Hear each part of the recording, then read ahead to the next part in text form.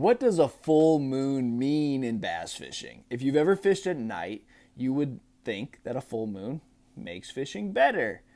But if you fish during the day on a full moon, you would think it makes it worse.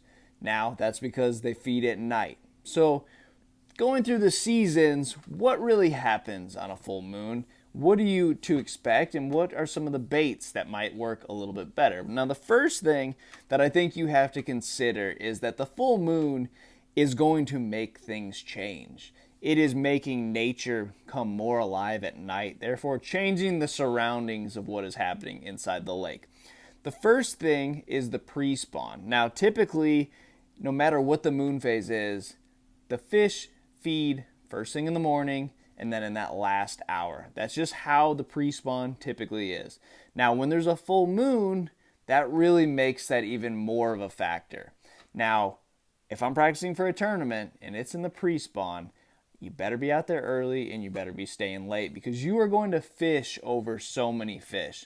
They've been feeding all night, they just don't want to bite, and you're just going to fish through areas that have fish, that may have big fish in them, and you just don't know they're there. So that first hour and that last hour in the pre-spawn, even more important with a full moon, but it's always important.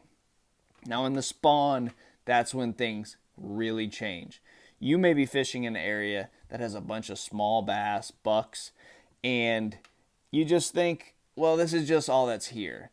But during the spawn, if you have the right water temp and the right moon phase, that's when they are going to spawn. So an area with a bunch of little male fish in it could turn into an area with a bunch of females because of the right moon. So in the springtime, I'm so concerned about what's going to happen the next day, the next hour. The springtime fishing is always changing, and that's how you do really well in tournaments. You have a big wave of big females move into an area, no one else finds them, or the other people that fish there said, oh, it's just a bunch of little fish, and those big ones show up. It is so critical on those flatter lakes.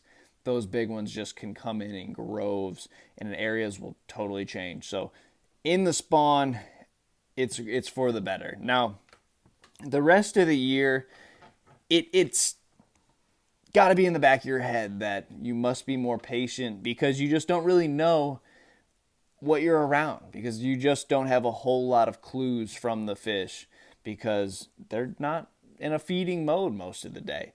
Now, one of my favorite baits during the full moon is a jig. I've seen this on many lakes where those fish just get on a jig really good on the full moon.